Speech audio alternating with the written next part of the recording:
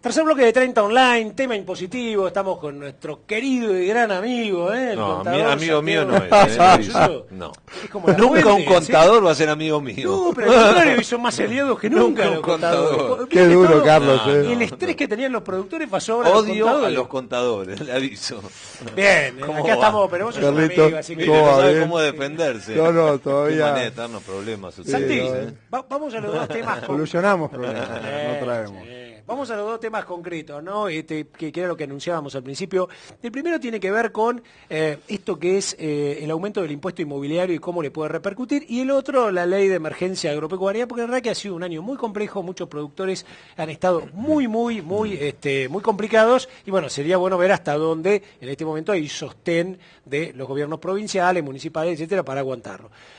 Santi, ¿qué va a pasar con este anuncio de Scioli, ¿no? Que incluso llegó antes de que fueran las elecciones, rarísimo, porque Sí, erosiona un se poco ese filtró, voto del parece, campo, ¿no? Sí, parecería que se filtró la información. El problema que, digamos, que todos sabemos y conocemos, esto no da más. O sea, a nivel de presión fiscal no da más. Tiene motivos varios.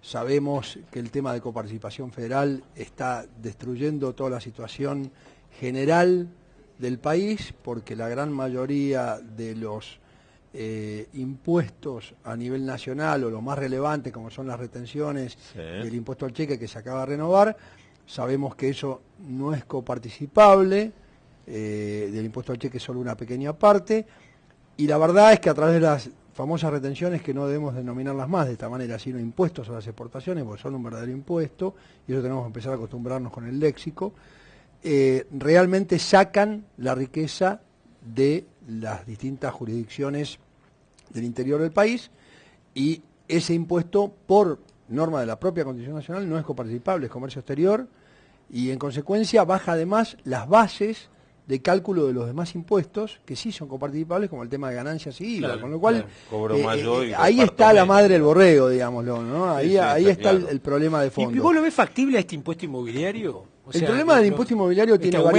varias partes. Está.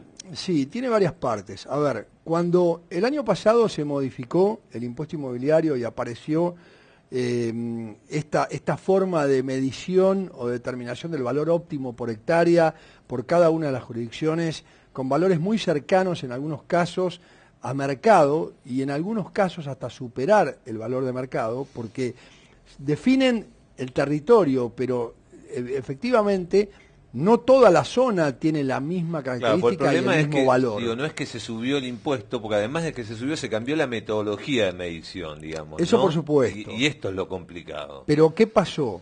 Ahí se determinó, sí, pero acá pasa esto, se determinó un valor fiscal a través del valor óptimo, cantidad total de hectáreas por valor óptimo por jurisdicción, un valor fiscal y un valor imponible, la base imponible. A esa base imponible le aplican una alícuota.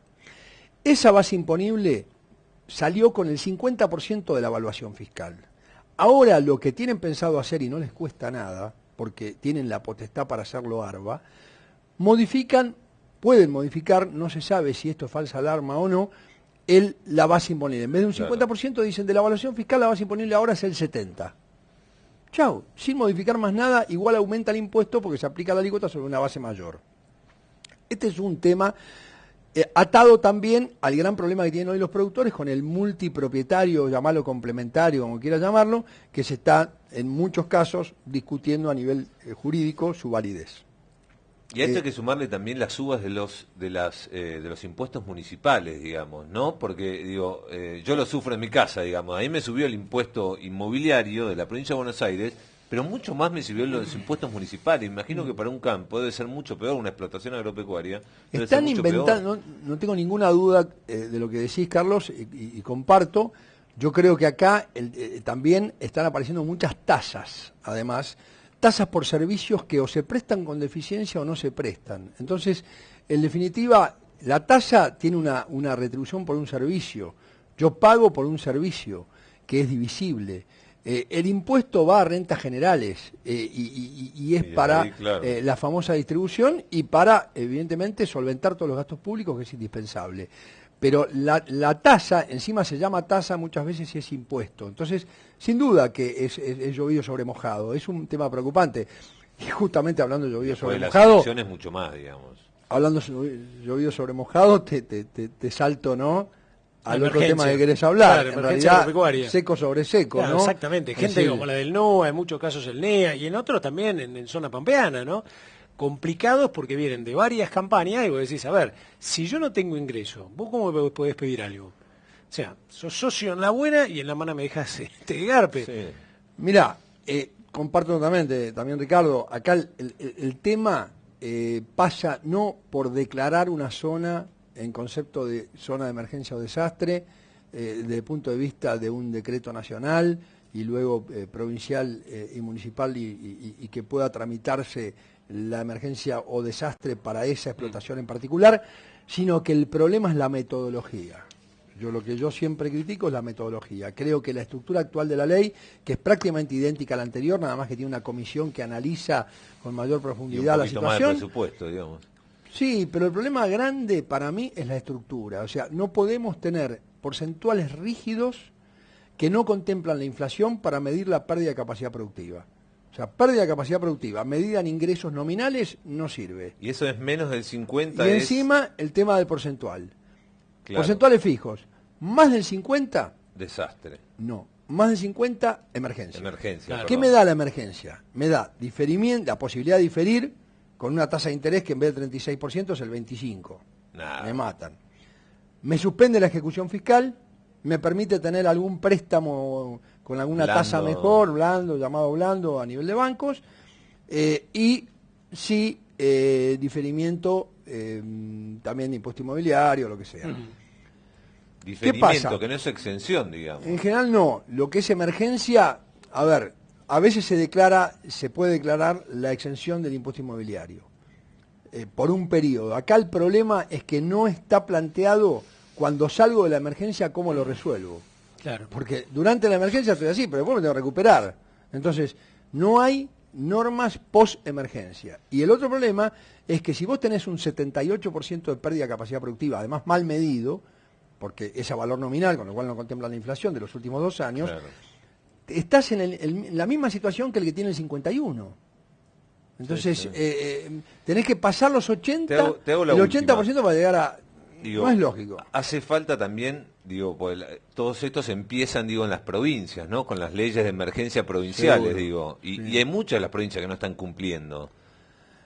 Por un lado eso, o sea, hay muchas jurisdicciones que tienen una sequía terrible, que tienen una necesidad, los productores, de que se defina, porque es la primera medida, después tiene que ir en forma particular cada uno, pero que se defina a nivel provincial y a nivel municipal la emergencia respectiva. Hay muchas provincias que no se han incluido a nivel nacional y muchos municipios que tampoco están establecidos. O sea, acá cubren una parte, pero encima con una reglamentación que aun cuando la establezcan a la emergencia o el desastre, no tiene un equilibrio justo, claro, en el tratamiento para el productor. Entonces, esta es la gran preocupación, ¿no? Hay también un tema de venta forzosa de Hacienda, que también se puede utilizar el régimen, pero todo está vinculado con que no hay tampoco una solución de fondo. Problemas hídricos, si tenemos mucha agua. La ley de emergencia agropecuaria para mí es agua y ajo, digamos, ¿no? Claro. Aguantarse y a joderse, digamos, cuando no hay ayuda que tiene que haber una solución. Y el tema que tenemos que charlar un día, porque hoy no hay tiempo, es el tema de la reforma tributaria que salió con la gravabilidad de las acciones y los dividendos, que bien, como vos sabés, es a la un vuelta tema que va a afectar mucho a la de tu viaje. Ahora te vas de viaje, ¿no? Me voy unos días, me voy a Corrientes a dar una charla ahí a Las Marías. Perfecto. Y bueno, voy a la vuelta nos sentamos y charlamos un rato de ese tema. ¿Cómo no? Te agradecemos muchísimo, ¿eh? Un placer, Como veo, nos enfocamos especialmente en estas dos cosas, ¿no? El impacto que puede tener el impuesto inmobiliario y la emergencia agropecuaria para que usted esté listo. Nos vamos al cuarto bloque y vamos a ver algo que tiene que ver mucho con lo que también acá tratamos, que es capital social, más alimentos, más empezar a pensar una Argentina en términos de una nutrición saludable. Así que la tenemos acá a la licenciada Paola Bichara, que es del Ministerio de Salud, justamente para que nos lo venga a contar. Espérenos un minuto y medio.